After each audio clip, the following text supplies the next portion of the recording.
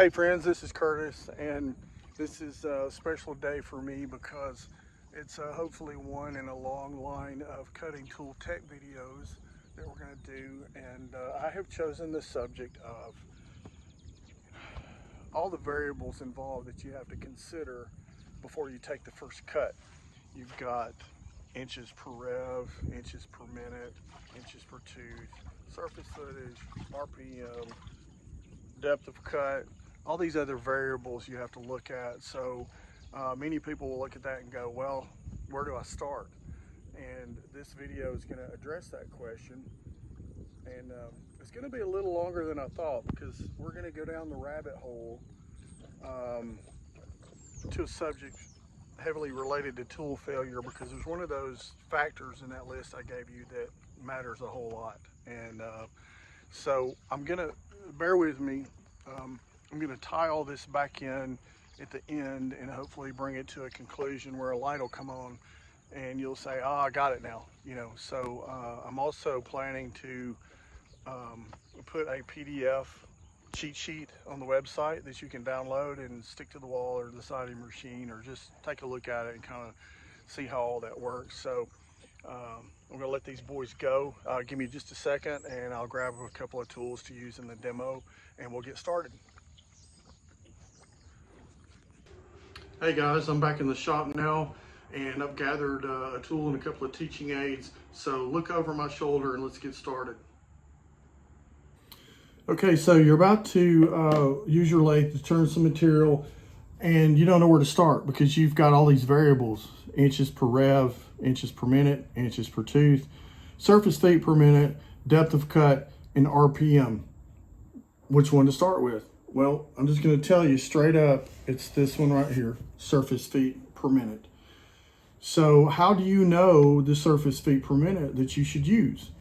Well, you're going to look at your material group, because that's going to tell you. Aluminums can be run 600 to 1200, and these are all general numbers. There's people that go a lot faster with the correct tooling and grades and coatings, but this is a general idea of your safe zones. Low carbon 350 to 800, medium carbon depending on the hardness or the hardness state 275 to 500. Stainless steels, you've got 300, 400, austenitic, martensitic, whatever. You're generally safe between 225 and 350. Nickel alloys, this is where it gets pretty funky.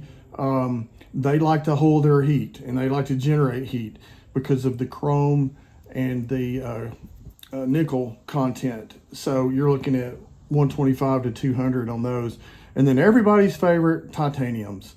You're generally safe between 700 or 70 and 120 surface feet. I generally start at around 90, and you're usually pretty safe there, like I said, with modern inserts, correct nose geometry, and the correct coating on them, because some of these materials are more sensitive to edge geometry than others.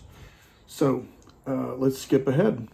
All right, so we have determined that the first variable that you need to get nailed down is your surface footage, and that the material group dictates what your surface footage is. That's just one variable. Where do you go from here? Well, you need to know what the RPM is of your workpiece material that you need to turn it at to get your surface footage. So there's a simple formula for that, and we're going to solve for RPM. So we're going to take the surface footage times 3.82. Some people just simplify it by using the number 4. That's fine. It's going to get you in the ballpark.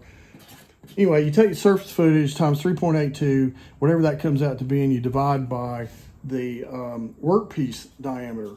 So let's take an example here. Let's say that this is a 3/4 inch piece of bar stock, and we need to turn it at 350 surface feet per minute.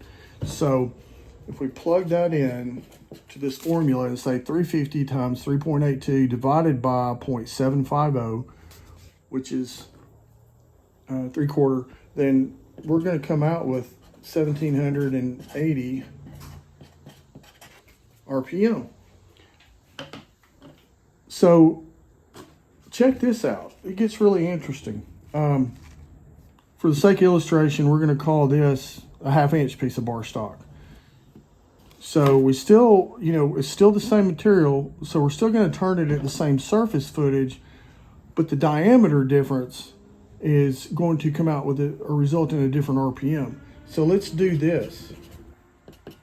Let's take the same 350 from the bigger bar stock times 3.82, and that result divided by 0.500 instead of 0.750, and that's going to be solving for a 1/2 inch. And look what happens here.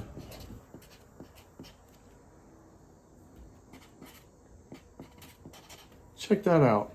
A 1/4 inch difference between 0.750 and 0.500 results in an increase of 900 RPM. So you can kind of see how this would get away from you real quick if you're just guessing at it. I've been going in job shops for 30 something years and seeing guys have trouble with insert life. And the first thing I ask them is, what is your surface footage? And they'll tell me something like 1440 RPM. So you see there's guys out there that have been machining for a long time that still don't understand the correlation, or the importance of, your surface footage and your RPM. One of the most common modes of failure for a cutting tool is heat related. And the reason that can come about is that you can be running excessive surface footage, and that will generate so much heat that the tool will fail prematurely. So let's take a couple of steps back and look at the metallurgy behind tungsten carbide and see how it's made, because I'm going to lead you down the path here and you're going to see at the end, how it all ties together.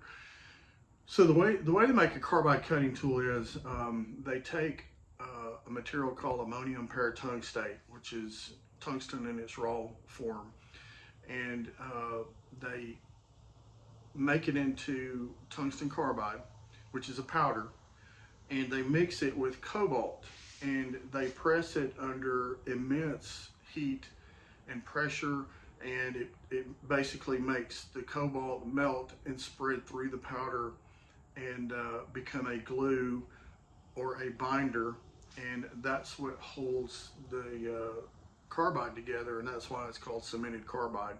Otherwise you would just have an insert made of powder. So where I'm going with this is, when you turn excessive surface footage and you've got excessive friction, then you got excessive heat, what happens is somewhere between 700 or 800 degrees and 1200 degrees, the cobalt binder in the tungsten carbide starts to give up. And when that happens, things get gnarly really quick. That's usually the end of your cutting tool. So now you can see why it's so critical.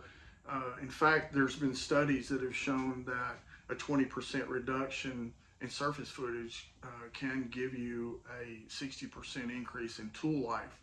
So, all right, we're at the end of the video.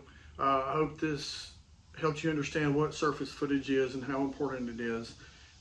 There are actually studies out there conducted by Kennametal and a few other companies that show that a 20% reduction in surface footage can result in a 60% increase in tool life. So now you see why I stress that that's where you should start, and it's heavily related to the life of your tools. So I put all this together in a cheat sheet.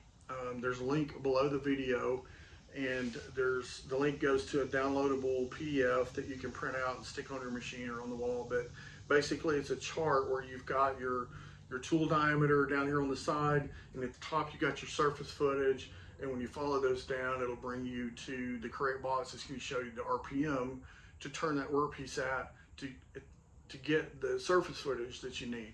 So just a little cheat sheet, something I put together for you guys. I hope it helps you.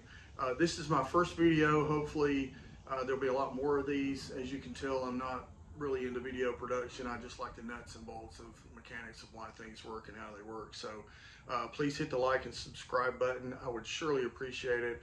And I hope that you'll watch the rest of the videos. Take care.